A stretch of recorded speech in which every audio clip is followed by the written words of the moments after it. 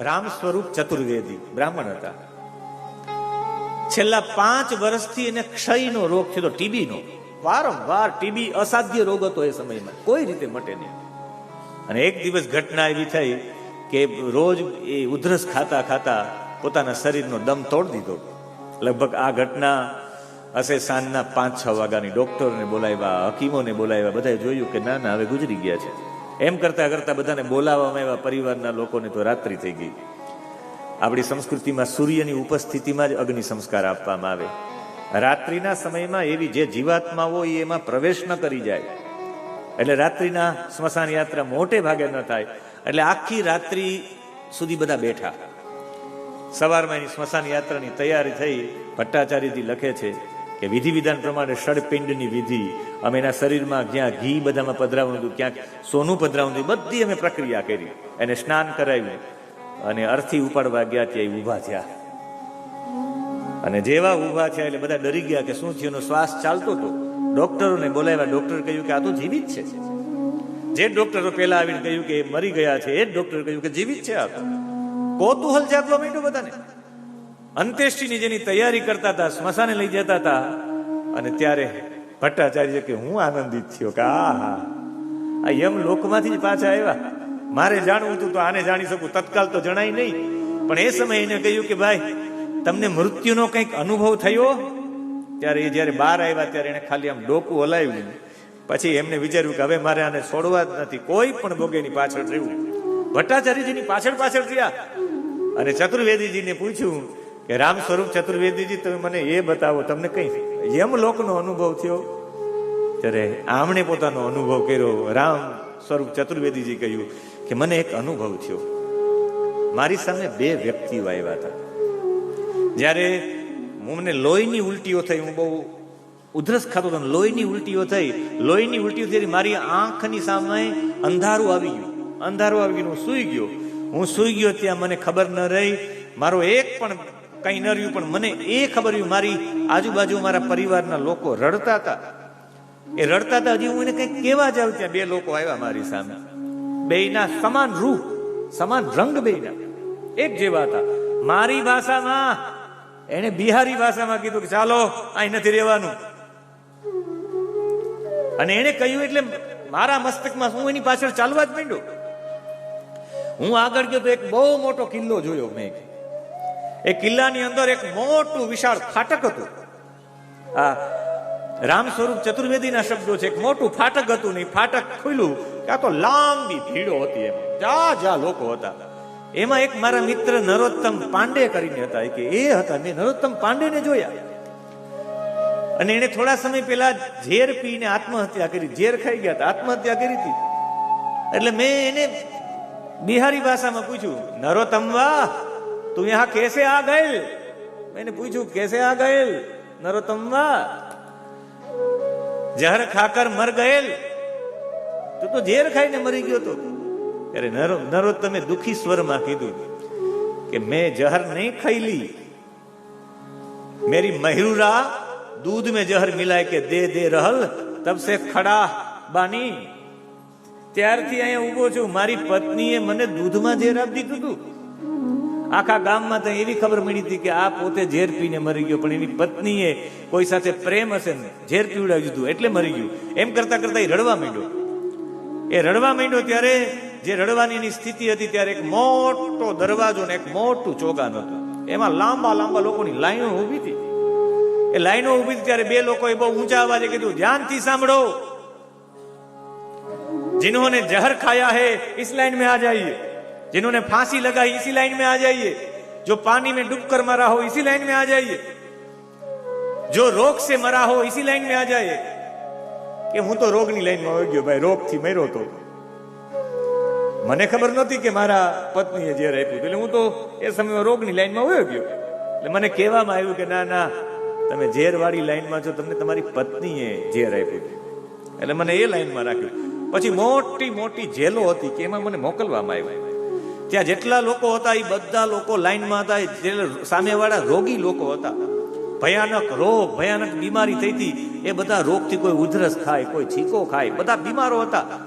એવી બધી દુર્ગંધ આવતી હતી એમાંથી. અને એ સમયમાં હજુ હું કંઈક જેટલા લોકો ત્યાં હતા એ મરવા સમયે જે લોકોએ જે કષ્ટ ભોગવ્યું એવા કષ્ટનો અનુભવ એ ત્યાં કરતા હતા. બીજા જેટલા લોકો બીજા રોતા હતા રમવા, મરવા સમયે જે રોયા હતા એ રોતા હતા ત્યાં. આટલી બધી ગરમી લાગતી એ સમયે આ લોકોએ કહ્યું કે ચાલો ભાઈ તમને નથી લઈ આવવાનું, તમે જાઓ નીચે. કે એ સમયે હું નીચે આવી ગયો અને કે હું નીચે આવી ગયો અત્યારે તમારી સામે છું. બસ એટલી વાત મને ખ્યાલ છે. ત્યારે આને એ ખબર પડી, ચતુર્વેદીજીએ કહ્યું કે મારે તપાસ કરવી પડશે કે એની પત્નીએ ખરેખર ઝેર પીવડાવ્યું કે નહીં. અને પછી તપાસ કરાવી ચતુર્વેદીજીએ, તો એ નરોત્તમજીના પત્નીએ ખરેખર એને ઝેર પીવડાવ્યું. ત્યારે ભટ્ટાચાર્યજી કહે કે મને વાત સાચી લાગી ગઈ કે આને ત્યાં જઈને અનુભવ કર્યો, એ બરાબર અનુભવ કર્યો. અને આનાથી મને બરાબર ખબર પડી ગઈ. ભટ્ટાચાર્યજી લખે છે કે મને ખબર પડી ગઈ કે આ યાતના જે સૂક્ષ્મ શરીરને ભોગવવામાં આવે, આ જે યાતના ભોગવવામાં આવે એ યાતનાને જ નરકની યાતના કહેવાય. આત્મહત્યા કરવા વાળા વ્યક્તિ જે સમયે પ્રાણ એના નીકળે ત્યારે જે પીડા અને કષ્ટનો અનુભવ કરે, એ શરીર છૂટી જાય પછી પણ એ ત્યાં જાય, સંસ્કારો એના સમાપ્ત થાય જ નહીં એવી પીડા એ ત્યાં ભોગવે. આત્મહત્યા કરીને તમે બચી નથી શકતા, એનાથી 2 ગણી પીડા તમારે સૂક્ષ્મ શરીરને ભોગવવી પડે. આટલી બધી સૂક્ષ્મ ભોગવવી પડે. જે એને બીમારી હોય, જે રોગ હોય, જે વ્યાધિ હોય, એ આગલા જન્મમાં એ લઈને જ જન્મે. લગભગ આ અવસ્થામાં જે અવસ્થામાં તમે દેહ છોડ્યો હોય એ જ અવસ્થા ભોગવવી પડે. ફાંસીથી મરેલો વ્યક્તિ હોય, એ ફાંસીથી મરેલો વ્યક્તિ હોય આગલા જન્મમાં ગુંગો થાય. સમજવાનું કે ફાંસીથી મરેલો છે એ ગુંગો થઈને જે કષ્ટ ભોગવે એ જ યાતના છે, નરકની યાતના. કોઈ ઝેર પીને મરી ગયેલો વ્યક્તિ હોય ને ચામડીના રોગ થાય, મટે જ નહીં. સમજવાનું કે આમણે ગયા જન્મમાં ઝેર પીધો છે ને જે ચામડીના રોગ મટે નહીં, ચામડીના રોગ મટે નહીં. સમજવાનું આ જ છે નરકની યાતના. અસ્ત્ર શસ્ત્રથી મરેલો વ્યક્તિ છે, અપંગ અને લૂલો લંગડો થાય માણસ, અને જે કષ્ટ ભોગવે એ જ નરકની યાતના છે. મરવા વાળો વ્યક્તિ મરવા પછી પણ સમસ્યાઓને અંત સુધી છોડી જ નથી શકતો. જેવી પીડા હોય એવી પીડા એ ભોગવે છે. હમણાં જ અમારે પ્રાચીમાં અમારું પિતૃ કાર્ય કરવા માટે એક વેદાચાર્યજી આવ્યા હતા, ચિરાગભાઈ.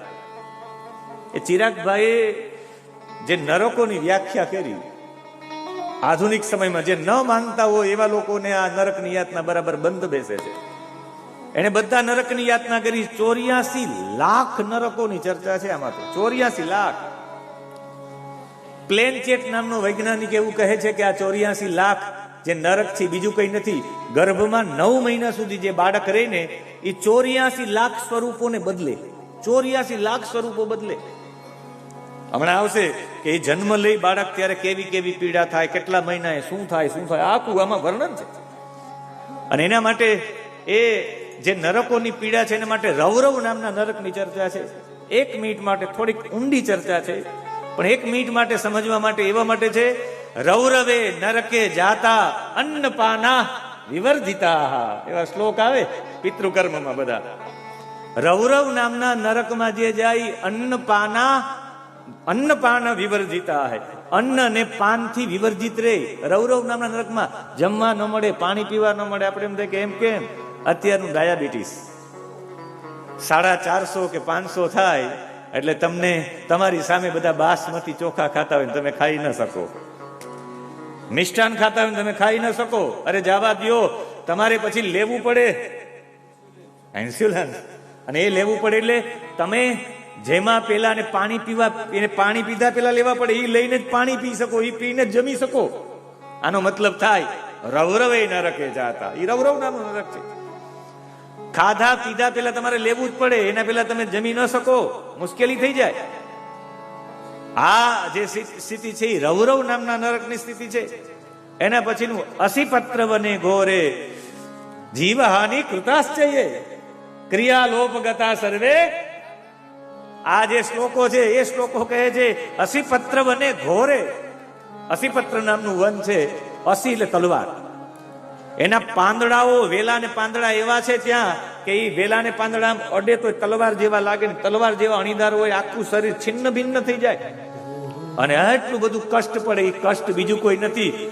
હાર્ટ ઇન્સ્ટિટ્યૂટમાં તમે જાઓ, કોઈને એટેક આવ્યો હોય, હાર્ટ ઇન્સ્ટિટ્યૂટની અંદર જાઓ તો એ તમારા વેનની અંદર વીગો ચડાવે અને કોઈ રીતે વીગો ચડે નહીં, છેલ્લે તમારા શરીરના બધામાં ચેકા મારે, અહીં મારે, અહીં મારે.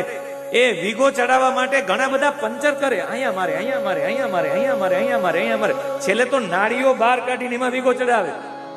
મારી દ્રષ્ટિએ આટલા બધા ઇન્જેક્શનો લાગે એ બીજું કઈ છે જ નહીં. અસીપત્ર નામનું વન છે, અસીપત્ર વન નામનું નરક છે. તમને આખા શરીરમાં જ્યાં હોય અહીંયા વીંધી નાખે અને છેલ્લે એક મોટું ઇન્જેક્શન છાતીમાં મારે, અહીંયા સોડિયમ કાર્બોનેટનું. અને જ્યારે મારે ત્યારે આ બધા જે છે એ બીજું અસીપત્ર નામના વન નામનું નરક છે. કુંભીપાક નામનું વન નરક. કોઈ કઈ અત્યારે બતાવવા નરક એટલે શું? નરકની મને કોઈ વ્યાખ્યા કરવા માટે કહે તો સંસ્કૃતમાં એની વ્યાખ્યા છે નરકની. નૃણામ ક્લેશમ પ્રાપયતિ ઇતિ નરક. નરકની વ્યાખ્યા છે નૃણામ ક્લેશમ પ્રાપયતિ ઇતિ નરક. જે મનુષ્યને નૃણામ ક્લેશમ દુઃખમ પ્રાપયતિ જે પહોંચાડે છે, જે મનુષ્યને દુઃખ પહોંચાડે એને નરક જ કહેવાય. ઠંડીમાં રહેતા હોય એને ગરમી વિસ્તારમાં રાખી દો એના માટે નરક કહેવાય. ગરમી વાળા લોકોને ઠંડા પ્રદેશમાં લઈ જાવ તો એના માટે નરક જ કહેવાય. કોઈ એવો ગ્રંથ નથી જેમાં નરકની વ્યાખ્યા ન હોય. શતપથ બ્રાહ્મણ થી લઈ અને મુસ્લિમોના ગ્રંથમાં, ઈસાઈઓના ગ્રંથમાં, પારસીઓના ગ્રંથમાં કોઈ એવો ગ્રંથ જ નથી જેમાં એનો ઉલ્લેખ ન હોય. કુંભીપાક નામનું નરક. કુંભીપાકના નરકમાં તમને એટલી બધી ગરમી આપે, એના તવામાં શેકવામાં આવે. આપણે એમ થાય કે કુંભીપાકમાં આવું થતું હશે. કુંભીપાક એટલે કેન્સર, કેમોથેરાપી લેવામાં આવે, કેટલું તમારા વાળ હોયા જાય, કેટલો અગ્નિનો તાપ હશે. જે રેડિયોથેરાપી ને કિમોથેરાપી છે, ઉષ્ણતા એ ગરમી આપી, ગરમી બીજું કોઈ નહીં, કુંભીપાક છે. કૃમિ ભોજન એક પિક્ચર આવ્યું હતું આના ઉપર, ગરુડ પુરાણ ઉપર, અપરિચિત. અપરિચિતમાં આવી બધી યાતનાઓ આપવા માટેની આખી વ્યવસ્થા છે. કેવી કેવી યાતના આપવામાં આવે. એમાં કૃમિ ભોજન છે, કીડાઓ તમને ખાઈ જાય, કૃમિ તમારું ભોજન કરી જાય. જેને ગેંગ્રીન થાય ને સમજવાનું કુંભીપાક છે. જીવડાઓ ખદબદે, ગેંગ્રીન થાય, હડકાયું કૂતરું કરે ને એમાં બધી જે જીવડાઓ થાય, આજનું કૃમિ ભોજન છે. અને એમાં પણ એક નદી જે નીકળી છે, જે તમારે વૈતરણી નદી. વૈતરણી નદી માટે મેં સંશોધન કર્યા. તો ખરેખર વૈતરણી ભટ્ટાચાર્યજીએ પણ એનો ઉલ્લેખ કર્યો છે કે આ વૈતરણી છે ક્યાં. વૈતરણી નદી માટે અહીંયા શ્લોકોમાં લખ્યું છે કે વૈતરણી નદી છે એ કેવી નદી છે. એના માટે એક શ્લોક લખ્યો છે કે વૈતરણી નદી છે માર્ગ મધ્યે વહત્યુગ્રા ઘોરા વૈતરણી નદી સા દૃષ્ટવા દુઃખદા કિમ્મા યસ્ય વાર્તા ભયાવા. જેની વાત કરતા પણ ભય ઉપડી જાય એને વૈતરણી નદી કહેવાય. 100 યોજન લાંબી છે. એમાં પરુ, એમાં લોહી ખદબદે છે. એનો જે બે કિનારા છે એ હાડકાઓના ઢેર લાગેલા છે.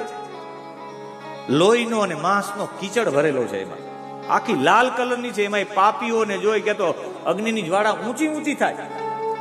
આવું જયારે વર્ણન સાંભળ્યું ત્યારે નાસાના લોકોને એવું થયું. આપણે લોકોએ વિચાર ન કર્યો, નાસાએ વિચાર કર્યો કે આ ગરુડ પુરાણમાં લખેલું છે તો આ ક્યાંક સત્ય તો હોવું જ જોઈએ, ક્યાંક ને ક્યાંક હશે. નાસાના લોકોએ સંશોધન કરતા કરતા 11 જુલાઈ 2012માં એને એક હબલ સ્પેસ ટેલિસ્કોપના માધ્યમથી એને શોધી કાઢ્યો 86,000 યોજન, એટલે 14 એક યોજન બરાબર 14 કિલોમીટરનો એને સરેરાશ કર્યો. એમ 86,000 યોજન અહીંથી દૂર છે, એટલે 12 લાખ કિલોમીટર દક્ષિણ માર્ગમાં એને શોધ્યું. અને એક ગ્રહ બીજો કોઈની પ્લુટો વી નામનો ગ્રહ. પ્લુટો વી નામનો ગ્રહ છે એ યમરાજાનું ઘર છે. પ્લુટો વી નામ આપીને કે યમરાજાનું ઘર છે. 1930માં એને ક્લાઇડ ટોમ્બા નામના એક ખગોળીય પિનને શોધ્યો ને એના લક્ષણો છે. એને કહ્યું ગોડ ઓફ ધ હેલ્થ. એના બધા લક્ષણો એવા છે. આખા ઓલા ઉપર અંધારું છે.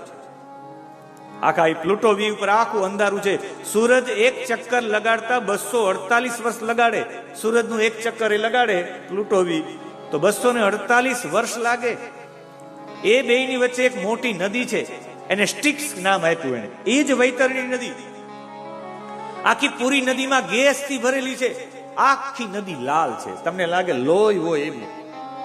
પાપીને જોઈને એ ઉબળે, એનો મતલબ એ છે કે એક એની પાસે એક પદાર્થ છે, ઘોલેન્ડ પદાર્થ, એક આખો લાલ છે, એમાં ઈંધન રાખેલું છે, એટલે ઈંધણની એટલી બધી દુર્ગંધ આવે, જેમ કોઈ પરુની દુર્ગંધ આવે એવી દુર્ગંધ ઇથેનના કારણે આવે. અને વૈતરણી નદીને એને કહ્યું કે આ છે, વૈજ્ઞાનિકોનું સંશોધન છે, એનાથી દાર્શનિક લોકો એવું કહે છે કે વૈતરણી મૃત્યુલોક અને યમલોકની વચ્ચે આવી છે. આ બંનેની વચ્ચે આવી, એની કોઈ ભૌતિક સીમા જ નથી. યમલોકની ભૌતિક સીમા તમે શું કરો, અને આ મૃત્યુલોકની પણ ભૌતિક સીમા નથી. જીવન અને મરણ વચ્ચેની ચેતનાની નદી એ જ વૈતરણી નદી છે. એક વૈતરણી નામની નદી ઉડીસામાં પણ આવી છે. સિમિલીપળ પર્વતમાળામાંથી નીકળી છે, બાલેશ્વર જિલ્લામાંથી બંગાળની ખાડી સુધી જાય, 153 કિલોમીટર લાંબી છે. ચેતનાનો એક સ્તર બીજા સ્તરમાં પ્રવેશ કરે એ સમયે ઉર્જાનું સંક્રમણ થાય, એ છે વૈતરણી. મૃત્યુ સમયે તમારા મસ્તકમાં વિદ્યુતના તરંગો બને, ધીરે ધીરે લુપ્ત થતા જાય, ત્યારે ન્યુરોનની ગતિ વિધિ બની જાય છે, ને ત્યારે જે અનુભૂતિ થાય એ આ નદી જેવી અનુભૂતિ થાય, એ છે વૈતરણી નદી. અને એ જયારે આ બધા આપણે એમ થાય કે ક્યાં શરીરને દુઃખ ભોગવવા પડે, સ્થૂળ શરીરને એ તો બળી જાય, સૂક્ષ્મ શરીરને ના એને બતાવવામાં જ આવે. આ બધું પોલીસ વાળા ક્યારેક તમને મારે નહીં, પણ બીજા કોઈને મારે ને એ બતાવવામાં આવે, તમને એવું થાય કે હાલો કબૂલ કરી લો ફટાફટ. અને જયારે એ બધું જોઈ ત્યારે એ પોતે રડે છે, અને રડતા રડતા એ અફસોસ કરે છે. અફસોસ કરવામાં એને 6 શ્લોકો ગાયા છે. એને એવું થાય કે આ હા હા, મેં આ નથી કર્યું, મેં આ નથી કર્યું, મેં આ નથી કર્યું, મેં આ નથી કર્યું. અને એમાં એને સૌથી મોટું રડવાનું આવે, એટલા કામ ન કર્યા હોય તો એનું ફળ ભોગવવું જ પડે. અને એમાં સૌથી પહેલું કે મેં ક્યારેય પણ ધર્મના રૂપમાં મેં ક્યારે અન્નનું દાન નથી કર્યું. જમાડતા જ રહેવા જોયું જ્યારે જ્યારે સમય મળે ત્યારે. હમણાં હું એક દિવસ અમદાવાદ નારાયણ બાપાને ઘરે ગયો, ત્યાં જઈને મેં કીધું તમે અહીંયા હવે આવતા ગયા, તો ત્યાં તો ઘર મેં કીધું અત્યારે એમને ખાલી, કે ના ના રોજ ઘર ખુલે છે, રોજ એક બેન રાખ્યા છે, રોજ એક રસોઈ કરે છે, કોઈ જમવા વાળું હોય તો એને જમાડે, બાકી એકલા જમીને પણ જમવાનું તો ઘરે ચાલુ જ છે, ઘર ખાલી ન. એમ કોઈને પણ જમાડવા જોઈએ, ન જમાડ્યા હોય તો ચોક્કસ દુષ્કર્મોનું ફળ મળે છે. મેં ક્યારેય રડે કે મેં કોઈ દિવસ કોઈને અન્ન જમાડ્યું નથી. મેં ક્યારેય ગાય માટે થોડું ઘાસ પાણી પણ નથી આપ્યું. મેં વેદ અને શાસ્ત્રોના વચનોને કોઈ દિવસ મેં પ્રમાણભૂત નથી માન્યા. મેં કોઈ દિવસ પુરાણ સાંભળ્યું નથી. મેં જ્ઞાતિ કોઈ જ્ઞાની વ્યક્તિ અથવા વિદ્વાન વ્યક્તિનું મેં સન્માન નથી કર્યું. આ દુષ્કર્મોનું ફળ મને મળે છે. એમ રડતા રડતા એ 6 શ્લોકોમાં પ્રાર્થના કરે છે કે મેં આ નથી કર્યું. અફસોસ થાય છે, દરેક વ્યક્તિને આવો અફસોસ થાય જ્યારે એ સ્થૂળ શરીર છોડે સૂક્ષ્મ શરીર જાય ને જ્યારે આ બધી યાતનાઓને જુએ, ત્યારે અફસોસ કરતા કરતા રીચેકિંગમાં પોતાનું પેપર સુધારે કે હવે પછી આવી ભૂલો નહીં કરું. એવા માટે એ વારંવાર રડે છે.